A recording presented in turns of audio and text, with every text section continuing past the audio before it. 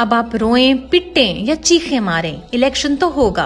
सदर आरिफ अलवी ने supreme court की तरफ से जारी करदा हुक्म के मुताबिक चीफ इलेक्शन कमिश्नर के साथ मुलाकात के बाद 8 फरवरी बरोज जुमेरात को इलेक्शन करवाने का ऐलान कर दिया। पीडीएम समेत तमाम जमातों को भागने के बजाय अब तहरीक इंसाफ की अवामी ताकत का सामना इलेक्शन के दिन करना ही पड़ेगा। अब ये और इनके दीगर मोहरे गैर कानूनी तरीके से मुल्क के इक़्तिदार पर मजीद काबिज नहीं रह सकेंगे। मुजरिम नवाज शरीफ को चंद मिनटों में गैर आईनी रिलीफ देने वाले जजेस इमरान खान की बारी बेंच से ही अलग हो जाते हैं। चेयरमैन तहरीक इंसाफ और साबिक वज़ीर आज़म इमरान खान की गैर कानूनी कैद को आज 88 रोज गुजर चुके हैं। इमरान खान 88 रोज से हकीकी आज़ादी के लिए जदोजहद करने के जुर्म में कैद हैं।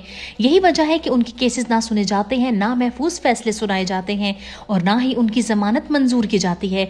जबकि दूसरी तरफ एक मुजरिम को बगैर सरेंडर किए अदालतें रिलीफ दे देती हैं, रियासत प्रोटोकॉल देती है। नाइंसाफी के इस खेल में इस्लामाबाद हाई कोर्ट और चीफ जस्टिस आमिर फारूक सबसे आगे हैं।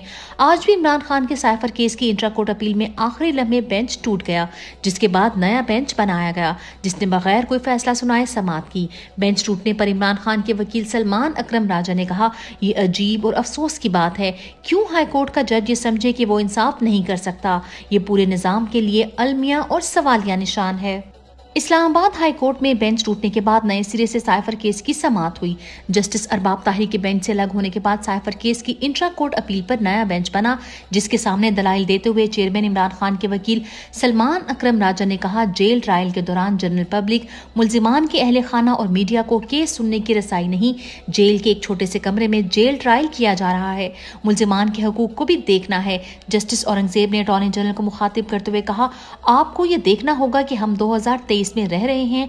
ये ओपननेस का दौर है, ओपन कोर्ट, ओपन समाज, शफाफियत का तकाजा भी यही है। अगर जेल की सलाखों के पीछे होने वाले ट्रायल में सजा सुना दी जाती है तो इसके क्या असरात होंगे, ये सब चीजें आपको देखना है।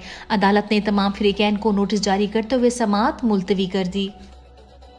इमरान खान जेल में मुश्किलात के बावजूद भी सेहतमंद हैं। चेयरमैन इमरान खान के जाती मौली डॉक्टर फैसल सुल्तान ने स्लो पॉइजन की खबरों के बाद आज उनसे मुलाकात की और तिब्बी मुआयना किया। डॉक्टर फैसल ने मुलाकात के बाद बताया, इमरान खान की सेहत अच्छी है और वो हशाश बशाश हैं। खुशी है कि जहनी और जिस्मानी तौर पर भी सेहतमंद हैं। तिब्बी मुआयने में ऐसी बात महसूस नहीं हुई जिससे अंदाजा हो कि उन्हें स्लो पॉइजन किया गया है। इमरान खान ने खुराक और गजा बारे कोई शिकायत नहीं की, वो सेहतमंद इंसान की तरह महदूद खुराक लेते हैं। इमरान खान ने शौकत खाना अस्पताल के बारे में पूछा, जिस पर उन्हें ब्रीफिंग दे दी गई। इमरान खान का जेल में ए क्लास लेने से इनकार।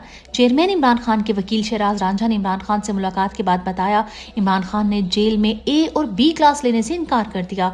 उन्होंने कहा है कि जब तक मेरे कारकुन सी क्लास में हैं, मैं भी सी क्लास में रहूंगा। वकील अली एजाज बटर के मुताबिक इमरान खान साहब ने हिदायत दी है कि पाकिस्तान तहरीक इंसाफ पूरे मुल्क से हर सीट पर इलेक्शन लड़ेगी। कोई भी सीट मुल्क के किसी भी कोने से खाली नहीं छोड़ी जाएगी। शाह महमूद कुरैशी की जेल में तबीयत खराब। पाकिस्तान तहरीक इंसाफ के वाइस चेयरमैन शाह महमूद कुरैशी के डयाला जेल में तबीयत खराब हो गई, जिसके बाद उनके वकील ने खसूसी अदालत के जज जुल्करनैन अबुल इस्ताद को शाह महमूद कुरैशी को पिम्स अस्पताल मुंतकिल करने और मुख्तलिफ टेस्ट करवाने की दरख्वास्त दी, जो जज ने मंजूर करते हुए शाह महमूद कुरैशी को अस्पताल मुंतकिल करने की इजाजत दे दी। शाह महमूद कुरैशी पिछले कई माह से मुसलसल कैद है। उनका वाहिद जुर्म इमरान खान का साथ देना और साइफर केस में झूठी गवाही ना देना है। खवातीन कैदियों को ज्यादा अरसा कैद रखने के लिए मजीद जाली केसेस बनाए जा रहे हैं।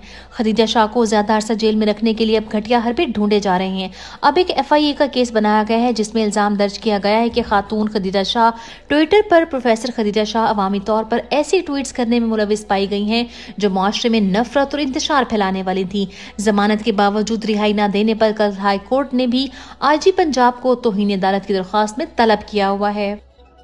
नैब तरमीम के फैसले पर सुप्रीम कोर्ट की खुली तौहीन। सेनेट ने नैब तरमीमी ऑर्डिनेंस में 120 दिन की तौसीह कर दी।